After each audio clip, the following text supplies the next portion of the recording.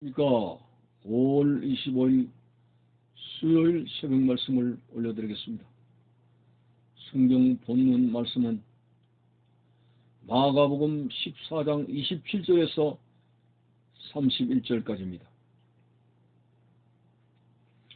예수께서 제자들에게 이르시되 너희가 다 나를 버리리라. 이는 기록된 바 내가 목자를 치리니 양들이 흩어지리라 하였음이니라. 그러나 내가 살아난 후에 너희보다 먼저 갈릴리로 가리라. 베드로가 여짜오되 다 버릴지라도 나는 그리하지 않겠나이다. 예수께서 이르시되 내가 진실로 네게 이르노니 오늘 이 밤 닭이 2번 울기 전에 네가 3번 나를 부인하리라. 베드로가 힘있게 말하되 내가 주와 함께 죽을지언정 주를 부인하지 않겠나이다 하고 모든 제자도 이와 같이 말하니라. 아멘. 예수님께서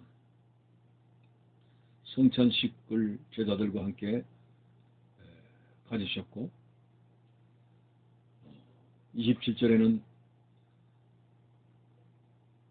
또 한 번의 슬픈 말씀을 하셨습니다. 너희가 다 나를 버리리라. 예수님께서 로마 군병들에 의해 잡혀갈 때 제자들은 다 예수님을 떠나버리고 만다고 하는 말씀을 하셨습니다. 그때 베드로가 아닙니다. 다른 제자들은 다 버릴지라도 나는 그리하지 않겠습니다. 라고 단호하게 말했습니다. 그러나 예수님은 내가 진실로 네게 이르노니 오늘 이 밤 닭이 2번 울기 전에 네가 3번 나를 부인하리라고 하셨습니다. 또 베드로는 더 장담을 했습니다. 아닙니다. 힘있게 말하되 내가 주와 함께 죽을지라도 주를 부인하지 않겠나이다. 모든 제자들도 큰 소리를 쳤습니다. 그렇지만은 이렇게 호언장담하는 베드로와는 다르게 예수님 말씀대로 예수님께서 잡혀가실 때 예수님을 3번이나 모른다고 부인하게 되었습니다.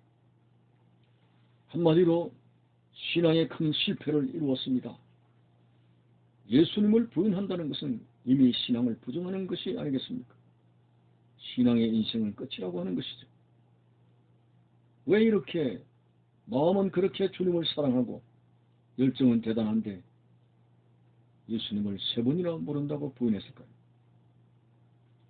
베드로는 수제자라고 일컬어지고 있습니다. 다른 제자들하고는 다르게 같은 대단한 열정을 가졌습니다. 한 번은 예수님께서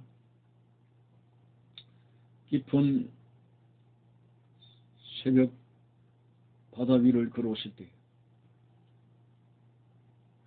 예수님께서 제자들에게 다가가실 때 베드로가 이런 말을 했습니다. 주여, 나도 물 위로 걸어가게 하소서. 그래, 걸어서 오라. 베드로가 처음 본 발을 내딛었을 때 놀랍게도 예수님처럼 물 위를 걸어갈 수가 있었습니다. 하여튼 대단한 열정이죠. 또 열정에 반해서 또 실수하고 넘어지기도 잘합니다. 걸어가다가도 파도와 바람 소리를 듣고 갑자기 무서움으로 인해서 믿음이 떨어지고 말았습니다. 그 순간 그의 몸이 바닷속으로 빠져들어가고 가게 됐습니다. 주여 나를 구원하소서라고 외쳤을 때 예수님께서 손을 잡으시면서 믿음이 없는 것에 대해서 꾸짖으셨죠. 자, 이럴 때도 보면은 아무도 도전할 수 없는 그런 일을 베드로는 일을 만들고 열정을 내어서 도전하는 그런 베드로였습니다. 덤벙대는 것은 있습니다. 또 변화산에서 다른 제자들은 가만히 있는데 예수님께서 변화산에서 하얗게 입은 옷이 하얗게 변화되시고 모세와 엘리야와 이야기를 나누고 있을 때 여기 있는 것은 조사오니 여기 있는 것이 조사오니 초막을 셋을 짓겠습니다라는 황홀한 고백을 하게 됐습니다. 이런 고백에도 예수님은 여기에 있으면 좋겠다는 준천국과 같은 경험을 한 그 베드로의 항울병 속에서 그들은 사명 때문에 또 하산을 할 수밖에 없는 그런 것을 예수님께서 이제 보여주시기도 했습니다. 또 예수님께서 칼과 몽치를 가지고 예수님을 잡으러 온 군병들 앞에서 칼을 휘둘렀습니다. 말고의 길을 잘랐다고 했습니다. 예수님은 자른 길을 다시 붙여주시면서 칼은 칼로 망한다고. 내가 힘이 없어서 이들에게 잡혀가는 줄 아느냐. 나도 하늘에 12진령되는 더 천사를 동원시켜서 이들을 격퇴할 수 있다고 말씀했습니다. 칼로 시작하는 자는 칼로 망한다는 중요한 교훈을 얻게 된 것이죠. 여하튼 이 베드로가 무슨 일인지 덤벙대고 대단한 열정을 가졌습니다. 그리고 실패합니다. 그러나 예수님을 3번 부인하는 것은 다른 어떤 덤벙대고 넘어지는 것보다도 치명적인 것이 아닐 수가 없습니다. 가룟 유다가 예수님을 팔아버리는 거나 예수님을 3번 부인하는 거나 거의 대등한 그런 죄가 아닐 수가 없는 것이죠. 신앙이 끝이 나는 그런 중대한 위기가 아닐 수가 없습니다. 자, 오늘 이 신앙생활이라고 하는 것은 우리가 경험했다시피 열정 하나 가지고 감성 하나 가지고 주님 앞에 신앙생활을 바로 하는 것은 아닙니다. 예수님께서 겟세마네 동산에서 심각한 기도를 하고 있을 때 뭐라고 말씀했습니까? 너희가 시험에 들지 않게 깨어있어 기도하라고 하지 않았습니까? 그런데도 얼마나 그들이 살기 힘들었던지 그 고요한 밤중에 겟세마네 동산에서 꾸벅꾸벅 졸고 있었습니다.